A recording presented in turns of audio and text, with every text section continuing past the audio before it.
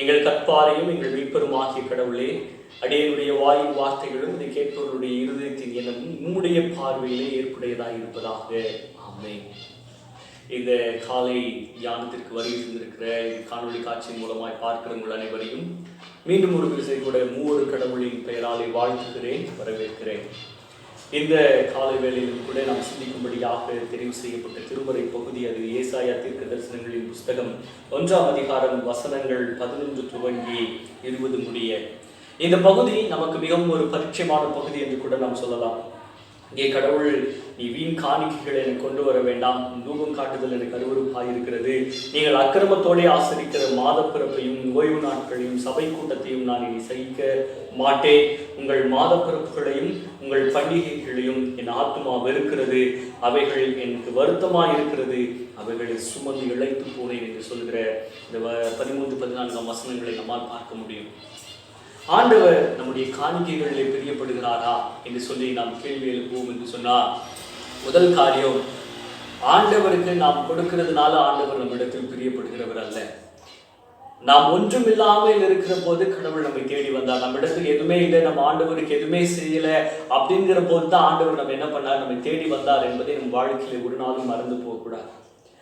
நாம் நம்முடைய திருச்சபைகள் எல்லாம் நாம் பார்க்கிற போது ஒரு 1000 ரூபாய் கொடுத்தா உடனே நம்ம 2000 ரூபாய் கொடுக்கணும்னு நினைக்கிற மனநிலை கொண்டவர்கள் அதிகம் பேர் இருக்கிறாங்க திருச்சபைகள். அது ஏன் கொடுக்குறாங்க, எது கொடுக்குறாங்கன்னே தெரியாது. அதனால தான் ஆண்டவர் சொல்றார், உன் வீண் காணிக்கைகளை நீ என் இடத்துல கொண்டு வராத. நீ இந்த காணிக்கைகளை கொடுக்கறதுனால நீ என்னை பிரியப்படுத்துறேன்னு நீ நினைக்கிறனா அந்த காணிக்கை எனக்கு வேண்டாம் என்று கர்த்தர் சொல்லுகிறார். ஏன்னா அவைகள் உன் முழு இருதயத்தோடும் உன் முழு மனதோடும் உன் முழு பலத்தோடும் நீ அதை கொண்டு வந்து கொடுக்கல, அவன் கொடுக்கிறான் அதனால் நானும் கொடுக்கிறேன் போட்டி மனப்பான்மையில் அந்த காணிக்கைகளை நாம் நாட்களில் திருச்சபைகளை கொடுக்கிறவர்களாய் காணப்படுகிறோம். அவன் திருச்சபைக்கு லைட் வாங்கி மாட்டானா, நான் ஃபேன் வாங்கி மாட்டேன். ஆனா கடவுள் இதை உன்னிடத்தில் விரும்புகிறாரா என்று சொன்னா இல்லவே இல்லை. உன் காணிக்கைகளையோ உன்னுடைய பலிகளையோ உன்னுடைய பொருட்களையோ கடவுள் விரும்புகிறது இல்லை. வெள்ளியும் பொண்ணும் அவருடைய என்று வசனம் மிக தெளிவாக சொல்லுகிறது. வானமும் பூமியும் அவருக்காக சிருஷ்டிக்கப்பட்டது என்று சொல்லி வசனம் சொல்லுகிறது. அப்போ பூமியும் அதன் உள்ளவைகள் யாவும் யாருக்கு சொந்தம்? கடவுளுக்கு சொந்தம். கடவுளுக்கு சொந்தமானதை எடுத்து கடவுளுக்கு கொடுக்கிறதுனால நீ கடவுளுக்கு நான் அதை செய்யறேன் இதை செய்யறேன்னு சொல்லிக்கொண்டு நீ மேன்மை பாராட்டி கொள்ள முடியாது. அதனாலதான் ஆண்டவர் இங்க மிக தெளிவா சொல்றாரு, இனி வீண் காணிக்கைகள் இடத்தில் கொண்டு வர வேண்டாம். நீங்க 12ஆம் வசனத்தை நீங்க வாசித்து பார்த்தீங்கன்னா தெரியும், நீங்கள் என் சந்நிதியில் வரும்போது என் பிரகாரங்களை இப்படி மிதிக்க வேண்டும் என்று உங்களிடத்தில் கேட்டதியா? கடவுள் கேட்டாரா? நீ இப்படிதான் வரணும், நீ இப்படிதான் ஆண்டவர் கொடுக்கணும், நீ இவ்வளவு கொடுக்கணும் அப்படின்னு ஆண்டவர் அதை ஒரு நாளும் உன்னிடத்தில் எதிர்பார்க்கல. ஆண்டவர் எதிர்பார்க்கிறதெல்லாம் உன்னுடைய மனதை எதிர்பார்க்கிறார். ஆபிரகாம் இடத்திலே தன்னுடைய ஒரே பேரான குமாரனை எனக்கு பலியிடுன்னு சொல்லும் போது ஆண்டவர் அவனுக்கு வேணும், நீ ரத்த பலி கொடு அப்படின்னு ஆண்டவர் கேட்கிறாரு. இல்ல, அவனுடைய மனதை அங்கே அவர் பரிசோதித்து பார்க்கிறார். இவன் எவ்வளவு தூரம் எனக்காக உண்மை உள்ளவனாய் இருக்கிறான் அப்படின்றத அறிந்து கொள்றதுக்காக தான் ஆண்டவர் என்ன பண்றாரு, தன்னுடைய ஒரே பேரான குமாரன் அப்படின்னு சொல்ற அந்த ஈசாக்கை நீ கொண்டு வந்து நீ என்ன பண்ணுப்பா, எனக்காக பலியிடு. நமக்குரிய எல்லாவற்றையும் ஆண்டவருக்காக நாம் இழக்க ஆயத்தம் உள்ளவர்களா இருக்கிறோமா இல்லையா என்பதை தான் கடவுள் நம்மிடத்தில் எதிர்பார்க்கிறார். தவிர நம்முடைய பொருட்கள் மூலமா கடவுள் அவர் உன்னிடத்திலிருந்து ஒரு காரியங்களை பெற்றுக்கொள்கிறது மூலமா இல்லை, நீ கடவுளுக்கு கொடுக்கிறது மூலமா அவர் திருப்தி ஆகிறாரா என்று சொன்னா இல்லவே இல்லை. கடவுளை நீ திருப்திப்படுத்த வேண்டும் என்று சொன்னா ஒரு காரியத்தை நீ செய்ய வேண்டும், நன்மை செய்ய படிக்க வேண்டும். நாட்களிலே நாம் அதில்தான் குறைவுள்ளவர்களாக இருக்கிறோம். நாம் மற்றவர்கள் நன்மை செய்கிறதிலே குறைவுள்ளவர்களாக இருக்கிறோம். ஆண்டவர் நம்ம இடத்தில் எதிர்பார்க்கிற காரியம் ஒன்றுதான். சில காரியங்களை இங்க பட்டியலிட்டு இருக்கிறாங்க. 17ஆம் வசனத்திலே நாம் பார்க்கிறோம், நன்மை செய்ய படியுங்கள், நியாயத்தை தேடுங்கள், ஒடுக்கப்பட்டவனை ஆதரித்து திக்கற்ற பிள்ளையின் நியாயத்தையும் விதவையின் வாழ்வையும் விசாரியுங்கள், விதவையின் வழக்கையும் விசாரியுங்கள் என்று சொல்லி நாம் பார்க்கிறோம். இதை ஆண்டவர் நம்மிடத்தில் எதிர்பார்க்கிறார். ஆனா நாம் இதை விட்டு வீணான காணிக்கைகளை ஆண்டவரை கொண்டு போய் செலுத்துகிறோம். அதனாலதான் ஆண்டவர் சொல்றாரு, நீ அக்கிரமத்தோடு செய்கிற உன்னுடைய மாத பிறப்புகள் எனக்கு அருவருப்பாரு. மாதம் 1ஆம் தேதி ஆச்சுன்னா நான் உடனே போய் நான் என்ன பண்றேன், தசம பாகத்தை கொண்டு போய் கொடுக்குறேன். தசம பாகத்தை இன்னைக்கு திருச்சபை எப்படி பயன்படுத்துது? இன்னைக்கு ஊழியர்கள் எப்படி பயன்படுத்துறாங்க? தசம பாகம் வாங்குகிறவர்கள்லாம் எப்படி இன்னைக்கு வாழ்ந்து கொண்டிருக்கிறாங்க. அவைகள் எதற்காக வாங்க வேண்டும், அவைகளுடைய காணிக்கைகள் திருச்சபைகள் எதற்காக வாங்கப்பட்டது அப்படின்றதெல்லாம் இன்னைக்கு யாருக்கும் தெரியல. இன்னைக்கு திருச்சபை தனக்கு வருமானம் தேடுகிற ஒரு ஸ்தாபனமாக மாறி போயிருக்கிறது. அதனால்தான் ஆண்டவர் இந்த நாட்களில் திருச்சபையை அடைத்து போட்டு வைத்திருக்கிறார். திருச்சபையை வைத்து பிழைப்பு நடத்தின அநேகர் இன்றைக்கு பாதிக்கப்பட்டிருக்கிறார். ஏன்னா அவங்களுடைய எண்ணங்கள் எல்லாம் கடவுளுக்கு நீ காணிக்கை கொடுக்கிறது, கடவுளுக்கு காணிக்கை கொடு, உன்னை ஆசீர்வதிப்பார். கடவுள் அதை கேட்கவே இல்லை. இப்படித்தான் நீ வரணும்னு நீங்க நிறைய பேர் உங்களுக்கு போதித்திருந்தாலும் அது உண்மை அல்ல. வேதம் மிக தெளிவாக சொல்றது, நீ இப்படிதான் வரணும்னு ஆண்டவர் உன்னிடத்தில் எதிர்பார்க்கல. இயேசு கிறிஸ்து தம்முடைய சீஷர்களோடு தேவாலயத்தின் வாசலில் உட்கார்ந்து காணிக்கை பெட்டிகளை காணிக்கை பொருள்களை பார்த்து கொண்டிருந்தார் சொல்லி நாம் பார்க்கிறோம். அப்படி அவர்கள் ஒவ்வொருத்தரும் தங்களுடைய காணிக்கைகளை போடும்போது ஒரு ஏழை விதவை பெண் வருகிறார். அவர் தன்னிடத்தில் இருந்த 2 பணத்தையும் அவர் என்ன பண்றார், அந்த உண்டியல்ல போடுகிறார் என்று சொல்லி நாம் பார்க்கிறோம். அப்படி போடும்போது ஆண்டவர் அதை பார்த்துட்டு, இந்த காணிக்கை போடுகிறவர்களே இவள் தான் மிக அதிகமாக போட்டார் என்று சொல்லி சொல்லுகிறதை நம்மால் பார்க்க முடிகிறது. ஏன் ஆண்டவர் அப்படி சொன்னார்னா, அவள் தன் வாழ்வுக்கு வைத்திருந்த காணிக்கையை கொண்டு வந்து திருச்சபை அந்த நாட்களில் வைத்திருந்த சட்டத்திற்காக திருச்சபை தேவனுடைய சமூகத்தில் வரும்போது வெறுமையாய் வரக்கூடாது அப்படின்னு திருச்சபையின் தலைவர்கள் கற்றுக் கொடுத்ததுனால அந்த நாட்களில் இருந்த திருச்சபையின் ஆயர்கள், அதில் இருந்த பரிசேயர்கள், சதுசேயர்கள் இவங்கெல்லாம் என்ன பண்றாங்க, தாங்கள் கொடுக்கிற மாதிரி ஒரு காரியத்தை செய்ததுனால இந்த ஏழை பெண்ணும் தன்னிடத்தில் இருக்கிறத மனமும் வந்து கொடுத்தார் என்று சொல்லி நாம் பார்க்கிறோம். அவள் நினைத்திருந்தா அதை வைத்து அவளுடைய வயிற்றுக்கு தேவைகளை அவளால் பூர்த்தி செய்து கொள்ள முடியும். ஆனா அவங்க அப்படி செய்யல.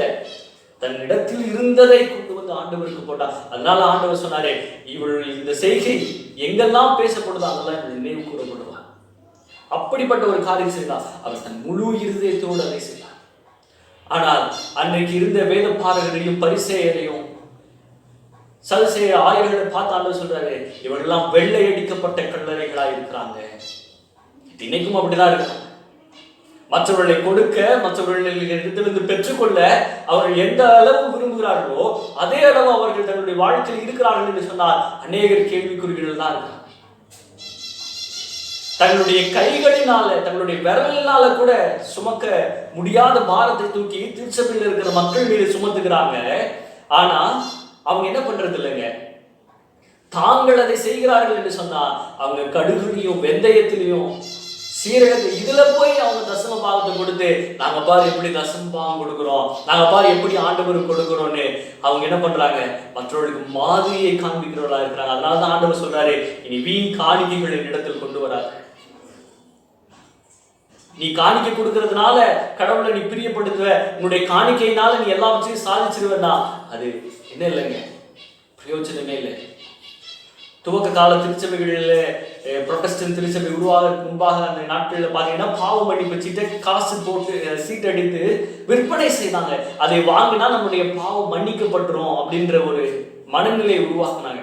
இன்னைக்கு அது வேறு விதமாக ஒரு வடிவம் பெற்றிருக்கு. கிருபை என்கின்ற பெயர்ல, ஆண்டவருடைய ஆசீர்வாதம் என்கின்ற பெயர்ல அது வேறு வடிவம் பெற்று இன்னைக்கு எப்படி போயிட்டு இருக்கு திருச்சபை. நான் ஆண்டவருக்கு காணிக்கையை கொடுத்தா, என்னுடைய தசம பாகத்தை கொடுத்தா ஆண்டவர் என்னை ஆசீர்வதிப்பார். இப்படி ஒரு தவறான ஒரு மனநிலை திருச்சபைக்குள்ளாக கடந்து வந்திருக்கிறது என்று சொல்லி நாம் பார்க்கிறோம். பிரியமானவர்களே, ஆண்டவர் மிக அழகாக சொல்லுகிறார், பலிகளின் திரள் எனக்கு என்னத்துக்கு, அது எனக்கு வேண்டாம். அவைகளில் நான் ஆலோசிக்கிறேன், எனக்கு அருவருப்பாய் இருக்கிறது. அக்கிரம செய்கையோட நீ நடத்துகிற ஆராதனை. இன்னைக்கு தேவனுடைய சமூகத்துக்கு வரும்போது பயம், பக்தி எல்லாம் என்ன ஆயிடுச்சுங்க, எங்கேயோ போயிடுச்சு. பாடலுக்கான ஒரு இடமா மாறிடுச்சு. அதுதான் ஆராதனை என்கின்றது, மற்றதெல்லாம் ஆராதனை இல்லை அப்படிங்கிற ஒரு மனநிலை கூட மனிதர்களுடைய மனநிலை ஆழமாக பதிந்து விட்டான் பிசாசான். ஆனால் வேதம் நம்ம கற்றுக் கொடுக்கிற ஆராதனை என்ன தெரியுமா? ரோமர் 12ஆம் அதிகாரம் 1ஆம் வசனத்துல பார்க்கிறோம், உன்னுடைய சரீரத்தை தேவன் விரும்புகிற ஜீவ பலியாக ஒப்பு கொடுக்கிறது, இதுதான் புத்தியுள்ள ஆராதனை. நீங்க அதை விட்டுட்டோம். நம்முடைய சரீரத்தை ஆண்டவருக்காக சுட கொடுக்கிறத நம்ம விட்டுட்டோம். ஆனா நாம் எதை ஆராதனை என்று ஆடலையும் பாடலையும், அதுதான் தேவனுடைய பிரசன்னம், அப்பதான் நம்மளை நிரப்போம் அப்படின்ற பொய்யான நம்பிக்கைக்குள்ளாக நாம் வாழ்ந்து கொண்டிருக்கிறோம். பிரியமானவர்களே, இல்லவே இல்லை. அப்படி பார்த்தா மோசே முழு நேரமும் ஆடிக்கிட்டும் பாடிக்கிட்டு தான் இருக்கணும். மோசேயை குறித்து நாம் பார்க்கிறோம், உம்முடைய பிரசனம் இல்லாத ஒரு நொடி பொழுது என் வாழ்க்கையில வேண்டாங்க. அப்போ நான் ஆடுனா பாடுனா தான் ஆண்டவருடைய பிரசனத்தில் இருக்க முடியும்னா, அன்னைக்கு மோசையால் என்ன பண்ணிருக்க முடியாது? ஜனங்களை நியாயம் விசாரித்து இருக்க முடியாது, ஜனங்களின் காரியங்களுக்காக கடவுளிடத்தில் போய் பேசி இருக்க முடியாது, ஜனங்களுக்காக பரிதவிக்கிறவனாய் வாழ்ந்திருக்க முடியாது. அவன் தன்னை மட்டும்தான் பார்த்து கொண்டு இருக்க முடியும், ஆடி பாடி. அதல்ல, அதனாலதான் தெய்வ பிரசனம் நம்முடைய ஆட்கொள்ளும் என்று சொன்னா அப்படி ஒரு பிரசனமே இல்லைங்க. அது உண்மையான பிரசனமா இருக்க வாய்ப்பில் அது மாய்மாலம், அது மாய்மாலமான ஒரு செய்கை என்று நான் சொல்லுவேன். தேவன் எங்கும் எல்லா இடத்திலும் நிறைந்திருக்கிறார். அவரை இப்படிதான் தேடணும், இப்படிதான் நீ அவருக்கு கொடுக்கணும், இப்படிதான் நீ செய்யணும். அதனாலதான் நீ திருச்சபை மூடப்பட்டிருக்கிறது. இப்படிலாம் இருக்கணும், இப்படிதான் செய்யணும்னு நம்ம சொல்லிக்கொண்டே இருந்ததுனாலதான் இன்னைக்கு திருச்சபை இப்படிதான் மூடப்படும் ஆண்டவர் மூடி காண்பித்திருக்கிறார். அது ஒரு வியாபார ஸ்தலமாக, ஒரு வணிக நிறுவனமாக இன்னைக்கு ஆண்டவருடைய பெயரால இன்னைக்கு கிறிஸ்தவ நிறுவனங்கள் எல்லாம், தனியார் நிறுவனங்களை பாருங்க, அவங்களுக்குன்னு ஒரு கல்லூரியை ஓபன் பண்ணிட்டாங்க. அதை ஓபன் பண்ணும் போது சொன்ன ஒரு காரியம் ஒன்னா இருக்கும், இன்னைக்கு நடக்கிறதுல ஒன்னா இருக்கும். ஸ்கூல்ஸ் அப்படிதான். அப்போ அதனால தான் ஆண்டவர் சொல்றாரு, உன்னுடைய காணிக்கைகளை நீ என்கிட்ட கொண்டு வந்து கொடுக்கறதுனால அந்த காணிக்கை என்கிட்ட வரப்போதா? இல்லவே இல்லை. கடவுள் சொல்றாரு, அந்த காணிக்கைகள் ஒன்றும் என்னிடத்தில் வரப்போறது இல்லை. அது திக்கற்றவர்களை தாங்க வேண்டும், விதவைகளை ஆதரிக்க வேண்டும், ஒடுக்கப்பட்டவர்களுக்கு அவர்கள் பிழைப்புக்கான வாழ்வாதாரங்களை ஏற்படுத்த வேண்டும். அப்படிதான் ஆண்டவர் அதை விரும்பினார். ஆனா இன்னைக்கு நீங்க பாத்தீங்க அப்படின்னா, துவக்க காலங்களில் அந்த ட்ரைப்ஸ் எல்லாம் பிரிப்பாங்க, ஒவ்வொருத்தருக்கும் ஒவ்வொரு ஆசீர்வாதங்களும் ஒவ்வொரு நிலங்கள் கொடுப்பாங்க. ஆனா லேவிக்கு மட்டும் ஒண்ணுமே கொடுக்கல. அதனாலதான் லேவி கோத்திரத்தில் இருக்கவங்க என்ன பண்ணணுமா, தேவனிடத்திலிருந்து பெற்றுக்கொள்ளுகிறதை வைத்து தேவனுடைய சமூகத்திலிருந்து அவங்க பணி செய்கிறதுனால அவங்களுக்கு கிடைக்கிற அந்த வருமானத்தையோ கிடைக்கிற அந்த பொருட்களினாலோ அவங்களுடைய வயிற்றின் தேவையும் அவங்களுடைய பொருளாதார தேவையும் அவர்கள் சந்தித்துக் கொள்ள வேண்டும் அப்படின்றது தான் அவங்களுக்கு கொடுக்கப்படுது. இன்னைக்கு அதை நம்ம எப்படி எடுத்துக்கிறோம் நம்முடைய வாழ்க்கையில அப்படின்னு சொல்லி பார்த்தோம்னா, இன்னைக்கு சர்ச்சுக்கு வர காணிக்கையெல்லாம் பாஸ்டருக்கு தான் சொந்தம். சர்ச்சுக்கு வர்றது அது அவங்க அன்னைக்கு அந்த சமூகத்தில் ஒடுக்கப்பட்டவர்களா இருந்தது நிமித்தமாக அவர்களுக்கு அது கொடுக்க வேண்டும் என்பதற்காக கடவுள் ஒடுக்கப்படுகிறவர்களுக்கு அதை கொடுக்க வேண்டும். அவர்கள் இல்லாதவர்களா இருக்கிறாங்க, அவர்கள் பொருள் கிடைக்க வேண்டும், அவர்கள் பசியா இருக்கிறாங்க, அவங்களுடைய பசியை போக்க வேண்டும் என்று கடவுள் லேவிக்கு கொடுத்த ஆசீர்வாதத்தை இன்னைக்கு இருக்கிற திருச்சபை தலைவர்கள் எப்படி எடுத்துக்கிறாங்க? தங்களுக்கு கொடுக்க வேண்டும் என்று எடுத்துக்கிறாங்க. வேதமே அதை தான் கற்றுக் கொடுக்குதுன்னு சொல்றாங்க. பிரியமானவர்களே, அதல்ல. இப்படியெல்லாம் செஞ்சுட்டு இருந்தனால்தான் ஆதி திருச்சபையில ஏசாயின் நாட்களிலே கடவுள் மிக அழகா சொல்றார், உன் காணிக்கைகள் உன் பலிகள்லாம் எனக்கு வேண்டாம், உன் மாத பிறப்பு நான் அருவருக்கிறேன், நீ துரிச்சையோட நீ செய்கிற ஆராதனை எனக்கு அருவருப்பா இருக்கிறது, நீ சிந்தனையோட என்னுடைய சமூகத்துல வர. இன்னைக்கு திருச்சபை உருவாக்கப்பட்ட நோக்கத்தை இழந்து திருச்சபை பயணித்துக் கொண்டிருக்கிறது. ஒரு குறிப்பிட்ட காலங்களிலே மிஷனரிமார்கள் வந்த போதெல்லாம் நீங்க எந்த தேசத்தை எடுத்துக்கொண்டாலும் அங்க பல பிரச்சனைகள், பல போராட்டங்கள் அங்க காணப்பட்டது என்று சொல்லி பார்க்கிறோம். அங்க சோசியல் ஜஸ்டிஸ் இல்லாமல் இருந்தது, சமூக நீதி என்பதை சுத்தமாக மறைக்கப்பட்ட ஒரு சூழ்நிலையில வாழ்ந்து கொண்டிருந்தாங்க. அந்த நாட்களிலே தேவனுடைய ஊழியர்கள் எல்லாம் தங்களை வெறுத்து, தங்களுடைய சுயத்தை வெறுத்து தேவனுக்காக நன்மை செய்யும்படியாக இதுல நான் பார்க்கிறபடி நன்மை செய்தார்கள். அங்கு சுற்றி இருக்கிற மனிதர்கள் நம்மால் என்ன செய்ய முடியும்? வந்த உடனே சுவிசேஷத்தை பிரசங்கிக்கல. மேலை நாட்டு கிறிஸ்தவர்கள் இந்தியாவுக்கு வந்த இந்திய சூழ்நிலையிலிருந்து நீங்க பார்க்கிற போது அவர்கள் இந்தியாவுக்கு வந்து நன்மை செய்தாங்க. இந்திய மக்கள் துன்பத்திலும் துயரத்திலும் அழுகையிலும் கண்ணீரிலும் வாழ்ந்து கொண்டிருந்தாங்க. அதை பார்த்து அவர்கள் மனம் வருந்தி அவர்களுக்கு நன்மை செய்யும்படியாக தங்களால் இயன்ற நன்மைகளை அவர்களுக்கு செய்தாங்க. அவர்கள் நியாயத்தை தேடினாங்க. அவங்க எப்படி அவங்களுக்கு நாம் நியாயம் செய்ய முடியும்? அவங்களோட உழைத்ததற்கேற்ற கூலி இல்லையே, அப்ப நம்ம அவங்களுக்காக ஒரு வேலை நிறுவனத்தை நிறுவலாம், அவங்களுக்கு அந்த வேலை கொடுக்கலாம், அவனுக்கு தேவையான உண்மையான அவனுக்கு கொடுக்கப்பட வேண்டிய ஊதியத்தை கொடுக்கலாம்னு கொடுத்தாங்க. அவனுக்கு கல்வி இல்லை, கல்வி மறுக்கப்பட்டிருக்கு, அவன் சாதியின் அடிப்படையில் ஒடுக்கப்பட்டிருக்கிறான். அந்த ஒடுக்கப்பட்டவர்களுக்காக நாம் என்ன செய்ய முடியும் என்று சொல்லி இப்படிதான் கிறிஸ்தவம் இருந்தது. ஏதான் கிறிஸ்தவம் செய்தது? அவர்களுக்குள்ள இருக்கிற வேற்றுமைகள் களையப்பட வேண்டும், அவர்கள் ஒற்றுமையை வாழ வேண்டும், அவர்கள் தேவனை பிரியப்படுத்துகிறவர்களாக இருக்க வேண்டும் என்பதற்காக தங்களை இழந்து, தங்களுடைய ஆஸ்திகளை இழந்து தேவன் விரும்புகிற நன்மையை செய்தாங்க, நியாயத்தை தேடினாங்க, ஒடுக்கப்பட்டவர்களை அவர்கள் ஆதரித்தார்கள் என்று சொல்லி பாருங்கள். ஆதி திருச்சபை ஒடுக்கப்பட்டவர்களை ஆதரித்தது. ஆனா இன்றைக்கு திருச்சபை ஒரு கூட்டச்சனங்களை ஒடுக்கி கொண்டிருக்கிறது, சாதியின் பெயராலே, சமயத்தின் பெயராலே. இதை திருச்சபை அந்த ஒடுக்குதலை செய்து கொண்டிருக்கிறது. அதனாலதான் திருச்சபை மூடப்பட்டிருக்கிறது. திக்கற்ற பிள்ளைகளின் நியாயத்தை விசாரித்தாங்க, கேட்பாரற்று கிடந்தாங்க. இந்திய சூழலிலே ஜனங்கள் மேலாடை தரிக்க முடியாது, காலிலே செருப்பு அணியக்கூடாது. இப்படிப்பட்ட நிலைகள் எல்லாம் கிறிஸ்தவம் நமக்கு மாற்றி கொடுத்து. ஆனால் இன்றைய கிறிஸ்தவ ஊழியர்கள் எதை செய்து கொண்டிருக்கிறார்கள்? இன்றைக்கு கிறிஸ்தவம் அது போன்று வளர்ச்சி அடைந்திருக்கிறதா? கிறிஸ்தவ நிறுவனங்கள் வளர்ச்சி அடைந்திருக்கிறதா என்று கேள்வி எழுப்பி பாருங்க. அந்த கேள்வி நாம் எழுப்புகிற போது அந்த கேள்விக்கான பதில் ஒன்றுமே இல்லை என்றுதான் இருக்கும். ஏன் தெரியுமா? இன்னைக்கு கிறிஸ்தவம் ஒரு பிழைப்புக்கான, ஒரு வருமானத்துக்கான ஒரு வழியாய் மாறிவிட்டது. அதனால்தான் கடவுள் இந்த நாட்களிலே அவைகள் எல்லாம் சுமந்து நான் சோர்ந்து போனேன்னு சொல்றாங்க. இனிமே நான் இவைகள் எல்லாம் சகிக்க மாட்டேன், சகிக்க முடியலன்னு தான் கடவுள் திருச்சபை மூடி இருக்கிறார். இனி வருகிற நாட்களில் திருச்சபை திறக்கப்பட வேண்டும் என்று சொன்னா தேவன் விரும்புகிற திருச்சபையா இது மாறப்பட வேண்டும்.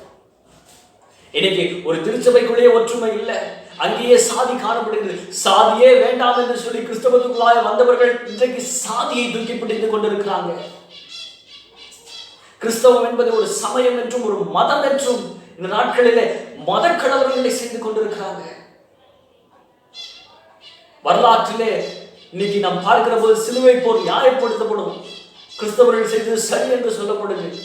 கிறிஸ்தவர்களுடைய பார்வையில அது எவ்வளவு பெரிய கடவுளுக்கு விரோதமான துரோகம் தெரியுமா? ஒரு இனக்கூட்ட மக்களை அழிப்பதும் கொன்றுழைப்பதும் தான் கடவுள் நமக்கு கற்றுக் கொடுத்தாரா? அதுதான் இந்த வேதம் நமக்கு கற்றுக் கொடுத்தா. அதை நாம் நியாயப்படுத்துகிறவர்களா இருக்கிறோம். அன்றைக்கு இயேசு கிறிஸ்து கொல்லப்பட்டதன் நியாய பிரமாணத்தினால இன்றைக்கு கிறிஸ்தவம் மழுங்கடிக்கப்படுகிறது. வேதத்தை தவறாக போதிக்கிறதுனால, தவறாய் புரிந்து கொள்கிறதுனால. இன்னைக்கு அது தனிநபருடைய வருமானத்திற்கான ஆதாரமாய் மாறிவிட்டது. பிரியமானவர்களே, பாவத்தை குறித்து பேசுகிற போதகரை நாம் ஏற்றுக்கொள்கிறது இல்லை. நீ ஆசீர்வாதமாய் இருப்ப, நீ செழுமையாய் இருப்ப, உனக்கு தேவனுடைய கிருபை இருக்கு அப்படின்னு சொல்றவங்களை நம்புகிற ஒரு காலத்துல நாம் வாழ்ந்து கொண்டிருக்கிறோம். அது பேசுறதுக்கு இன்னைக்கு நிறைய பேர் இருக்கிறாங்க. ஆனா அது அல்ல வேதம் கற்றுக் கொடுக்கிறது. வேதம் நம்மிடத்தில் எதிர்பார்க்கிறதும் அது நம்ம கற்றுக் கொடுக்கிறதும் இதுதான். நாம் நன்மையை செய்ய படிக்கணும், மற்றவர்கள் நன்மை செய்யணும். நீ மற்றவர்கள் கொடுத்தா தான் ஆண்டவர் உன்னை கொடுப்பாரு. நீ மற்றவர்களுக்காக நீ எதையாவது செய்தாதான் ஆண்டவர் உனக்காக தான் செய்வார். நீ உனக்கு மட்டும் வேணும், உன்னை மட்டும் நீ பார்க்கணும், நீ மட்டும் நல்லா இருக்கணும்னு நினைச்சனா உன்னுடைய சுயம் அப்படி நீ சுயநலத்தோடு நீ வாழ்வ, சுயநலத்தோடு நீ தேவனுடைய சமூகத்தில் வருவனா இன்னும் தேவனுடைய சமூகத்துக்குள்ளாய் நீ கிட்டி சேர முடியாது. இன்னும் திருச்சபைகள் அடைக்கப்பட்டுதான். உன்னுடைய சுயத்தை மறந்து இந்த நாட்களில் உன்னால் மற்றவர்களுக்கு நீ முடிந்த நன்மையை செய்யப்படி. நீ மற்றவர்கள் ஒடுக்கப்படுகிற போது நீ வாயை மூடிட்டு அமைதியா இருக்காத. உன்னால் என்ன செய்ய முடியும்? அந்த ஒடுக்கப்பட்ட ஜனங்களுக்காக நீ குரல் எழுப்பு. திக்கற்றவர்கள் உன் கண் முன்பாக இருக்கிறாங்க, அவங்களுக்கு எந்த வழியும் வாய்ப்பும் இல்லை அப்படின்னா உன்னிடத்தில் இருக்கிற பொருளை கொண்டு அவங்களை நீ தாங்கி பாரு. கடவுளுடைய மென்மேலும் ஆசீர்வதிப்பார். அதை விட்டுட்டு நான் ஊழியத்துக்கு கொடுக்குறேன், ஊழியக்காரருக்கு கொடுக்குறேன், நான் தசம பாகத்தை கொண்டு போய் ஆலயத்தில் கொடுக்குறேன், இதெல்லாம் தேவைதாங்க. இது எல்லாத்தையும் காட்டிலும் உன் கண் முன்பாக உன் சகோதரன் ஒருவன் துன்பத்தில் இருக்கும்போது காணாத தேவனுக்கு நீ போய் கொடுக்கறதுனால என்ன நீ சாதிக்கிற? உன் கண் முன்பாக இருக்கிற அந்த மனிதனுக்கு நீ உதவி செய்கிற போது காணாத தேவனுக்கு நீ உதவி செய்கிறதற்கான சமம். எனவே நீங்க நன்மை செய்ய படிங்க. நீ வருகிற நாட்களில் திருச்சபை தான் உருவாக்குற நோக்கத்தை இழந்து போய் கொண்டிருக்க, இனி வருகிற நாட்களில் திருச்சபைக்குள்ள சாதியத்தின் பெயரால் இருக்கிற போராட்டங்களை, சாதியத்தின் பெயரால் நடக்கிற ஒடுக்குதல்களை நீங்க தவிர்த்து போடுங்க. தேவன் விரும்புகிற மனிதனாக நீ மாற வேண்டும் என்று சொன்னா நீங்க மனம் பொருந்தி மனம் திரும்ப வேண்டும். அப்போதான் நீங்க என்ன பண்ண முடியுங்க? கடவுள் விரும்புகிற ஒரு ஆராதனையை நீங்க செய்ய முடியும். கடவுள் விரும்புகிற, கடவுள் சபைக்கு எதிராக இந்த காரியங்களை சொல்லல. திருச்சபை மூடியே கிடக்கணும்னு ஆண்டவர் சொல்லல. திருச்சபையில் இருக்கிற காரியங்கள் இந்த நாட்களில் சுட்டி காட்டுகிறார். இவைகள் எல்லாம் தவறுகள் இருக்கு, இவைகள் எல்லாம் இருக்கணும்னு தான் திருச்சபை உருவாக்கப்பட்டது. இவைகள் எல்லாவற்றையும் இழந்திருக்கு. இவர்களை நீ சரிப்படுத்து, நன்மையை செய்யப்படி, நீ நீதியை நடப்பி, ஒடுக்கப்பட்ட ஜனங்களோடு கூட நீ அவர்கள் சார்பாளராக நீ நில்லு, அவர்களை ஆதரி. திக்கற்ற பிள்ளைகளுக்கு முன்னால் என்ன செய்ய முடியும் அதை செய். திருச்சபையின் வாயிலாக அந்த நாட்களிலே மேலை நாட்டு மிஷனரிமார்கள் இதை நடப்பித்தாங்க. திருச்சபை வளர்ந்தது. இன்னைக்கு திருச்சபை அந்த பாதையை விட்டு வழி விலகினதுனால திருச்சபை ஒரு எல்லையோடு அப்படியே நின்று விட்டது. இன்னைக்கு திருச்சபை வளர்ந்ததா? இன்னைக்கு எத்தனை புதிய திருச்சபைகள் நம்மால் கட்ட முடிந்தது? எத்தனை தேவனை அறியாத ஜனங்களுக்கு தேவனுடைய சுவிசேஷம் போய் சேர்ந்து ராஜ்யத்தின் சுவிசேஷம் உலகம் எங்களும் போய் சொல்லணும். சுவிசேஷத்தை பிரசங்கிக்கவில்லை என்று சொன்னால் உனக்கு ஐயோ என்று வசனம் சொல்லுது. அதெல்லாம் விட்டுட்டோம். நீ கடவுளுக்கு கொடுக்கிற காரியங்களுக்கு நம்ம போய் நின்று ஊழியக்காரர்களையும் ஊழியத்தையும் வளர்த்து கொண்டிருக்கிறோம். ஊழியம் தன்னுடைய எல்லையை விரிவாக்குறதுன்றது சபை மேலுக்கு மேல கோபுரம் கட்டுறதுலையோ, இல்ல சபையில ஏர் கண்டிஷனர் மாற்றுறதுலையோ, இல்ல அங்க டிஜிட்டலைஸ் பண்றதுலையோ அதுல இல்ல சபை வளர்ச்சி. அது ஒரு தனி ஒரு நிறுவனத்தின் வளர்ச்சி தான். இப்படிலாம் ஷோபா பண்ணாதான் அங்க என்ன ஒரு கூட்டம் வரும் அப்படின்னு. எத்தனை திருச்சபைகள் விரிவாக்கம் அடைந்திருக்கின்ற எல்லைகளை உள்ளே ஆத்துமாக்கள் வந்து அமர முடியல அப்படின்னு சொல்லி எத்தனை திருச்சபைகள். அதனாலதான் திருச்சபை இந்த நாட்களில் மூடப்பட்டிருக்கிறது. பிரியமானவர்கள், கர்த்தர் மிக தெளிவாக வேதத்தில் சொல்லிட்டாரு, உன் வீண் காணிக்கைகளை எனக்கு கொண்டு வராத, உன் தூபம் காட்டுதல் எனக்கு அருவருப்பாக இருக்குது, நீங்கள் அக்கிரமத்தோடு ஆசிரிக்கிற மாத பிறப்புகள், ஓய்வு நாள்கள், சபை கூடுதல்கள் நான் சகிக்கவே மாட்டேன்னு ஆண்டவர் சொல்றாரு. உங்கள் மாத பிறப்புகளையும் உங்கள் பண்டிகைகளையும் என் ஆத்மா வெறுக்கிறது, அவைகள் எனக்கு வருத்தமா இருக்கிறது, அவைகள் சுமந்து இழைத்து போன. அதனாலதான் இந்த வருஷம் நம்ம என்ன பண்ண முடியல, ஈஸ்டர் பண்டிகையை நம்மளால கொண்டாட முடியல. ஏன்னா நாம் அக்கிரமத்தோடு அதை செய்தோம். உண்டியல் பிரிக்கிறதுலையும் காணிக்கை கொண்டு வந்து வைக்கிறதுலையும் இப்படிதான் நம்முடைய ஈஸ்டர் எல்லாம் இருக்கு. அந்த 40 நாட்கள் நம்ம ஒடுக்கிட்டா போதும், அதுக்கப்புறம் நம்ம எப்படி வேணா வாழலாம், இஷ்டம் போல இருக்கலாம் அப்படின்னு நீ இருக்கிறியா? நீ பாரு, இந்த வருஷம் ஈஸ்டர் நான் உனக்கு எப்படி வாழணும்னு கற்றுக் கொடுக்கிறது ஆண்டவர் கற்றுக் கொடுத்திருக்கிறார் இந்த கொரோனா மூலம். தொடர்ந்து ஒரு 70 நாட்களுக்கு மேலாக திருச்சபைகள் மூடப்பட்டு நீங்க என்ன ஆயிடுச்சுங்க, இந்த வாரம் தொடர்ந்துருவாங்கன்ற நம்பிக்கையில நாம எல்லாம் இருந்தோம். அந்த நம்பிக்கை போய்த்து போனது. ஏன்? இன்றும் திருச்சபை மனம் மாறல. இன்னும் திருச்சபையில சாதியம் காணப்படுகிறது. இன்னைக்கும் கிறிஸ்தவன் தான் உயர்ந்தவன்கிற எண்ணம். அமெரிக்க தேசத்துல பார்த்தா நிறம் தான் முக்கியம் அப்படின்னு சொல்லி அங்க ஒரு கலவரம் நடைபெற்றுக் கொண்டிருக்கிறது. கிறிஸ்தவ நாடு என்று சொல்லப்படுகிற அந்த நாட்டுல தேவனை அறிந்த ஜனங்கள், தேவனிடத்தில் பட்சபாதம் இல்லை என்று அறிந்தவர்கள், கடவுளுடைய பார்வையை யூதன் என்றும் கிரேக்கன் என்றும் அடிமை என்றும் சுவாதீனன் என்றும் ஆண் என்றும் பெண் என்றும் வேறுபாடு இல்லை என்று அறிந்த ஜனங்கள் தான் நீங்க என்ன பண்ணிட்டு இருக்கான்? அப்படிப்பட்ட இன கலவரங்களை, சாதிய கலவரங்களை தூண்டி கொண்டிருக்கிறார். திருச்சபைகள் அதைத்தான் செவி கொடுத்து கொண்டிருக்கு. குறிப்பிட்ட சில திருச்சபைகள் குறிப்பிட்ட சாதியினருக்கு தான் சொந்தம். இந்த நிலை என்றைக்கு மாறுகிறதோ அன்றைக்கு தான் திருச்சபையை ஆண்டவர் திறப்பார். அப்பதான் திருச்சபை ஆண்டவர் விரும்புகிற திருச்சபையாய் மாறும். அப்பதான் ஆண்டவர் எதிர்பார்க்கிற அந்த சூழல் திருச்சபையில வரும். எப்போது அது வருகிறது என்று சொல்லி ஆண்டவர் பார்க்கிறாரோ அப்போதுதான் ஆண்டவர் என்ன பண்ணுவாருங்க, திருச்சபைகளை திறந்து தேவன் விரும்புகிற திருச்சபை அதுதான், இறையரசு அதுதான். தேவனுடைய ராஜ்யம் பூமியில வருவதா என்று நாம் செபிக்கிறோம். ஆனா நாம் அதற்கு வழிவிட்டு இருக்கிறோமா அப்படின்னா அது கேள்விக்குறிதான் பிரியமானவர்களே. எனவே நாம் இனி வருகிற நாட்களிலே நன்மையை செய்கிறவர்களாய் நாம் நம்மை மாற்றிக்கொள்வோம். தேவன் விரும்புகிற நியாயத்தை இந்த சமுதாயத்திலே உருவாகவும், சமுதாயத்தில் ஒடுக்கப்பட்டிருக்கிற மக்களில் ஒரு குரலாக நாம் எழும்பவும், அவர்களை ஆதரிக்கவும், திக்கற்ற பிள்ளைகளின் நியாயத்தை விசாரிக்கவும், விதவைகளை விசாரிக்கிறவர்களாய் நாம் காணப்படுவோம். அப்படி நாம் மாறுகிற போது தேவன் நம்முடைய காணிக்கைகளை அவர் அங்கீகரிப்பார், நம்முடைய பலிகளை அவர் அங்கீகரிப்பார். நாம இவ்வளவு கொடுக்கணும், இப்படி கொடுக்கணும்னு ஆண்டவர் நம்ம இடத்துல எதிர்பார்க்கல. உற்சாகமாய் கொடுக்கிறவனிடத்திலே ஆண்டவர் பிரியமாய் இருக்கிறாருங்கிறதுலாம் வசனம் இருக்கு. ஆனா இவைகள் நீ கொடுக்கிறது மட்டும்தான் தேவை அப்படின்றது இல்லை. நீ முதல்ல மாற்றிக்கொள்ள வேண்டிய இடங்கள் இருக்குன்னு ஆண்டவர் நாட்களில் சுட்டி காண்பிக்கிறார். நீ அதனால எந்தெந்த இடத்துல உன்னால ஆண்டவருடைய நாம் மகிமைப்படுமோ அந்த காரியங்கள்லாம் நீ செய். கிறிஸ்தவனாக கிறிஸ்தவளாக நீ வாழுகிற போது உன் நிமித்தமாக தேவனுடைய நாமம் பூமியிலே மகிமைப்படும். அப்படி மகிமைப்படும் போது தேவன் பூமியிலே பிரியமா இருப்பார். உன்னை குறித்து பரலோகத்திலே தேவன் என்ன பண்ணுவாரு, நம்முடைய தூதர்களோடு என் மகன் என் மகள் அப்படின்னு தைரியமாக உற்சாகமாக உன்னை குறித்து சாட்சி சொல்வார். இல்ல நான் இப்படிதான் இருப்பேன் என்று சொன்னா ஆண்டவர் சொல்றாரு, மாட்டோம் என்று எதிர்த்து நிற்பீர்களாகில் பட்டயத்துக்கு இரையாவீர்கள். கர்த்தரின் வாய் இதை சொல்லிச்சு என்று சொல்லுகிறார். இல்ல, நான் மனம் மாற மாட்டேன், எனக்கு என்னுடைய சாதிதான் பெருசு, என்னுடைய மதம் தான் பெருசு, என்னுடைய மார்க்கம் தான் பெருசு, என்னுடைய நிறம் தான் பெருசுன்னு இன்னும் நாம வாழ்வோம் என்று சொன்னா பட்டயத்துக்கு இரையாளர்களாக இருப்போம் என்று வசனம் சொல்லுகிறது. நாட்களிலே ஆவியானவர் சபைகளுக்கு சொல்லுகிறத காதுள்ளவன் கேட்க கடவன். எனவே மனம் திரும்புவோம். தேவன் விரும்புகிற மனிதனாக நாம் மாறுவோம். நம்முடைய பொருட்களால் அல்ல, நம்முடைய விளைச்சலின் முதற் பலனால் அல்ல,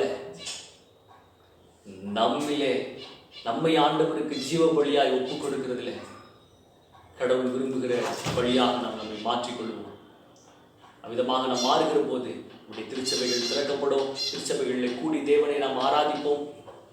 அங்கு ஒரு ஒற்றுமையை, ஒரு ஐக்கியத்தை, தேவன் விரும்புகிற சமத்துவத்தை ஏற்படுத்துகிற ஒரு இடமாக, தேவன் விரும்புகிற ஒரு ஸ்தலமாக நாம் அதை மாற்றுவோம். அப்படி நாம் மாற்றுகிற போது கடவுள் அந்த இடத்திலே பிரியமுள்ளவராய் இருப்பார். அங்கே அவர் வாசம் பண்ணுவார். அங்கே நாம் உண்மையாய் ஆண்டவருடைய சமூகத்தில் காத்திருக்கிறோம், அங்கே தேவனுடைய பிரசன்னம் நிச்சயமாகவே இருக்கும். நீங்க ஆடணும், பாடணும், ஓடணும், ஓடியாடணும்ன்ற அவசியம்லாம் இல்லை. நீங்கள் இருக்கிற வண்ணமாகவே அவரை தரிசிக்கலாம். இருக்கிற வண்ணமாக அவருடைய பிரசன்னத்துக்குள்ளாய் கடந்து செல்லலாம். எனவே அதை நம்முடைய வாழ்க்கையில முதலாவது தெரிந்து கொள்வோம். ஆலயத்துக்கான முக்கியத்துவம், ஆலயம் எதை செய்ய வேண்டும் என்பதை நாளிலே கற்றுக்கொண்டிருக்கிறோம். அதை நாம் செய்வோம். நன்மை செய்கிறவர்களாய் நாம் இருப்போம். நீதியை நடப்பிக்கிறவர்களாய் நாம் இருப்போம். நாம் ஒவ்வொருவரும் தேவனுடைய சபை என்பதை மறந்து விடாதபடி நாம் ஒவ்வொருவருக்கும் தனிப்பட்ட விதத்தில் இந்த கடமைகள் இருக்கு. நம்மால் முடிந்த வரைக்கும் நன்மை செய்ய வேண்டும், நியாயத்தை நிலைநாட்ட வேண்டும். நம் முன்பாக ஒரு கூட்ட ஜனங்கள் ஒடுக்கப்படுகிறார்கள், அந்த ஒடுக்கப்பட்ட ஜனங்களுக்கான சார்பாக இருக்கணும். திக்கற்றவர்கள் முன்பாக இருக்கிறார்கள் என்று சொன்னால் அவர்களை நாம் ஆதரிக்கிறவர்களாய் காணப்பட வேண்டும். விதவைகளை ஆதரிக்கிறவர்களாய் காணப்பட வேண்டும். அவ்விதமாக நாம் வாழ்கிற போது தேவன் தாமே நம்மில் பிரியப்படுவராய் மாறுவார் என்பதிலே சாத்தியம், என்பதிலே நிச்சயம். எனவே நாம் இருந்து வண்ணமாகவே தலைகளை தாழ்த்தி ஆண்டவருடைய சமூகத்தில் நாம் ஒப்புக் கொடுப்போம். ஒருவேளை இத்தனை நாட்கள் திருச்சபையினோடு கூட அது பயணிக்கிற ஓட்டத்திலே நாம் பயணித்தோம் என்று சொன்னார் கடவுள் இன்னைக்கு சொன்னார், நான் இவைகளெல்லாம் அருவருக்கிறேன், இவைகளெல்லாம் எனக்கு பிரியம் இல்லை. நான் பிரியப்படுகிறதெல்லாம் நீ நீதியை நடப்பிக்கிறதுல தான், நியாயத்தை நிலைநாட்டுகிறதுல தான், ஒடுக்கப்பட்ட மக்கள் சார்பாளராக இருக்கிறதுல தான் அப்படின்றத ஆண்டவர் சொல்லுகிறார். எனவே அப்படிப்பட்ட மனிதனாக நாம் நம்மை மாற்றிக்கொள்ள தேவனுடைய சமூகத்திலே நாம் ஒப்புக் கொடுப்போம். நாம் இருந்தவனமாக தலைகளை தாழ்த்தி ஆண்டவரை நோக்கி நாம் வேண்டிக் கொள்வோம். எங்கள் கற்பாரை நீங்கள் மீட்பெருமாகிய கடவுளே, இந்த நாளிலும் கூட நீர் எங்களுடைய பலிகளே அல்ல கர்த்தாவை, நீர் எங்களில் பிரியப்படுகிறீர், எங்களுடைய செயல்களில் நீர் பிரியப்படுகிறீர் என்பதை நாங்கள் பார்த்தோம் சுவாமி. நாங்கள் உமக்கு எவ்வளவுதான் கொடுத்தாலும் எங்களுடைய கிரியைகள் அது உமக்கு பிரியமானதில்லை என்று சொன்னார். நாங்கள் கொடுக்கிறதிலே பயனில்லை என்பதை நாங்கள் இந்த நாளில் கற்றுக்கொண்டோம். எனவே நாங்கள் நீர் விரும்புகிற மனிதர்களாக நாங்கள் மாற கர்த்தர் எங்களை மாற்றும் சுவாமி. உமக்கு பிரியமானவைகளை செய்ய, உமக்குரியவைகளை நாங்கள் யோசிக்க, நீர் எதை விரும்புகிறீர் என்பதை நாங்கள் உணர்ந்து செயல்படுகிறவர்களாய் நாங்கள் மாற கடவுள் நீர் எங்களுக்கு உதவி செய்யும்படியாய் நம்முடைய சமூகத்தில் வேண்டுகிறோம். அப்பா, உம்முடைய திருக்கரத்திலே நாங்கள் எங்களை ஒப்புக் கொடுக்கிறோம். நீர் எங்கள் பலிகளே அல்ல, நொறுங்குண்ட எங்களையே நீர் விரும்புகிறீர் சுவாமி என்பதை நாங்கள் வேதத்தில் வாசித்து அறிந்திருக்கிறோம். எனவே கர்த்தாவே, நாங்கள் நீர் விரும்புகிற மனிதனாக நாங்கள் எங்களை மாற்றிக்கொள்ள கடவுள் எங்களுக்கு பலம் தாங்க, நீர் எங்களுக்கு உதவி செய்யுங்க. கர்த்தாவே, எங்கள் திருச்சபையானது, எங்கள் திருச்சபைகள் தங்கள் உருவாக்கப்பட்ட நோக்கத்தை இழந்து நாட்களில் பயணித்துக் கொண்டிருக்கிறதை நாங்கள் பார்த்தோம். ஆமாண்டவரே, இனி வருகிற நாட்களிலே நீர் விரும்புகிற திருச்சபையாக எங்கள் திருச்சபை மாற்ற, எங்கள் திருச்சபை நீதிக்கான இடங்களாக, நியாயத்தை நிலைநிறுத்துகிற இடங்களாக, யாரெல்லாம் ஒடுக்கப்பட்டிருக்கிறார்களோ அவர்களை பலப்படுத்துகிற, அவர்களை திடப்படுத்துகிற, அவர்களை ஒடுக்குதலிலிருந்து மீட்டெடுக்கிற ஒரு நிலையமாக எங்கள் திருச்சபைகள் மாற கடவுள் எங்களுக்கு உதவி செய்யுங்க. ஏழை எளியவர்களுக்கு உதவி செய்கிற ஒரு ஸ்தலமாக எங்கள் திருச்சபைகளை கர்த்தர் மாற்றுங்க. தாவே, திக்கற்றவர்களையும் கைப்பெண்கள் விதவைகளையும் நாங்கள் ஆதரிக்கிறவர்களாக காணப்பட எங்கள் திருச்சபைகள் மாற கர்த்தர் உதவி செய்ய வேண்டும் என்று எங்கள் மீட்பெரும் இரட்சகரும் ஆகிய இயேசு கிறிஸ்துவின் வழியாக வேண்டுதல் செய்கிறோம் ஜீவனில் நல்ல பிதாவே. ஆமே ஆமே. நாத்துமாவே கர்த்தரை ஸ்தோத்திரி, உள்ளலை பரிசுநாமத்தை ஸ்தோத்திரி. நாத்துமாவே கர்த்தரை ஸ்தோத்திரி, கர்த்தர் செய்த சகல உபகாரங்களையும் மறவாதே. ஆமே.